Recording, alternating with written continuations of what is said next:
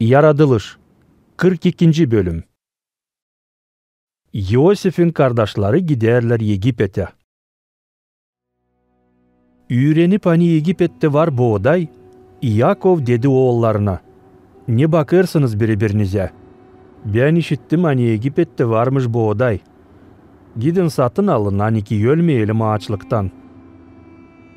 Da Yosif'in 10 kardeşi yollandılar Yegipet'e buğday almaya. Sade Vinyamin'i, Yosif'in yüz kardeşini, Yakov bırakmadı gitsin öbür kardeşlerinden.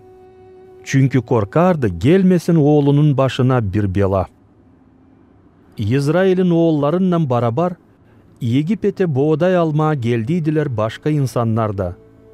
Çünkü kıtlık olduydu bütün Kanaan toprağında. Yosif Yegipet toprağında büyük önderciydi. O herkese buğday satardı. Kardeşler yaklaşıp ona, diz çöküp onun yönünde baş eğilttiler yere kadar. Yosif görüp kardeşlerini tanıdı onları.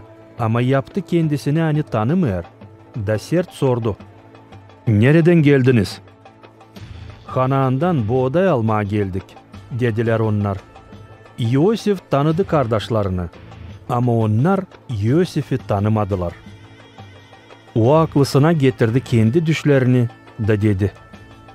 "Siz göççüysünüz. Geldiniz öğrenmeye toprağımızın yufka yerlerini." "Aman çorbacı," dediler kardeşleri. "Biz senin çırakların geldik yiyecek satın almaya. Hepsimiz bir babanın uşaklarıyız. Doğru insanlarız. Biz senin çırakların, değiliz göççü." "Yok," dedi Yosif. "Siz geldiniz öğrenmeye toprağımızın zayıf yerlerini. Biz senin çırakların 12 kardeşiz," dediler onlar. "Hepsimiz Kanaan toprağında yaşayan bir babanın uşaklarıyız. Küçük kardeşimiz babamızın yanında kaldı. Biri de kaybeldi." O zaman Yosif dedi, "Nice söyledim, öyle de var. Siz göççüysünüz. Ama biz sizi deneyeceğiz. Yemin ederim Faraon'un adıyla. Küçük kardeşiniz gelmeyince siz buradan çıkamayacaksınız. Aranızdan birini yollayın getirsin kardeşinizi. Öbürleriniz de burada kapalı kalacaksınız. Bakacağız anlattıklarınız doğru mu olsa değil mi?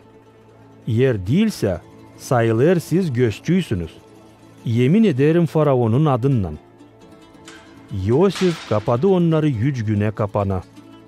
3. günü dedi onlara, "Yaparsanız öyle nasıl diyeceğim, canınızı kurtararsınız. Çünkü ben korkarım Allah'tan. Eğer siz hakkına doğru insanlarsanız, aranızdan biri kalsın kapanda. Öbürleri de açlık çeken evdekilerinize buğday götürsün. Sonra küçük kardeşinizi bana getirin.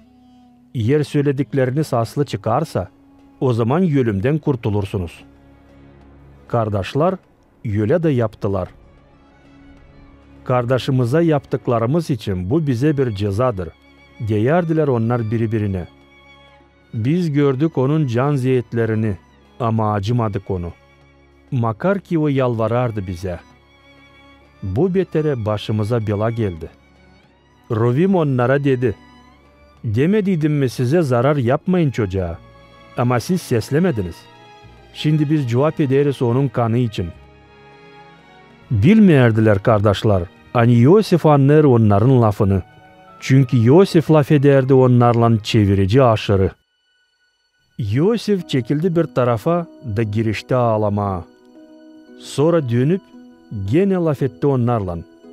Aralarından Simeon'u alıp kardeşlerinin gözü önünde bağlattırdı onu. Sonra buyurdu hizmetçilerine doldursunlar onların torbalarına buğday.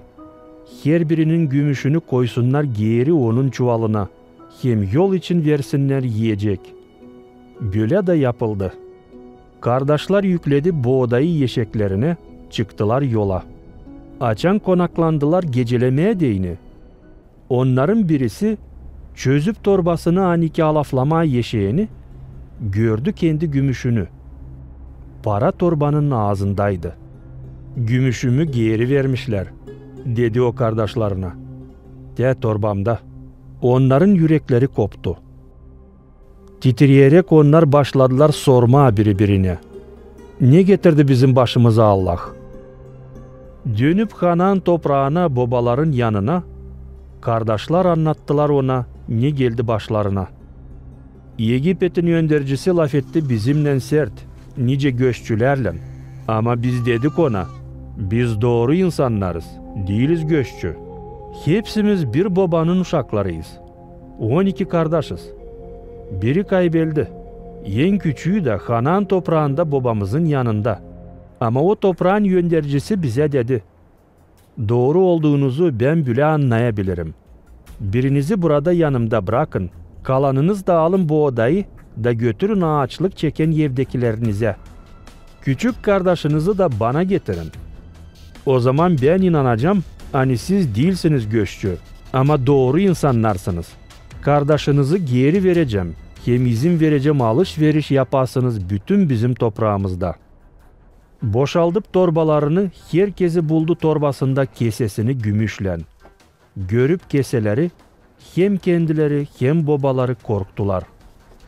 Siz beni uşaksız bırakırsınız. Dedi onlara babaları Yakov. Yosif yok, Simeon yok, Benyamin'i alırsınız. Hepsi belalar benim başıma.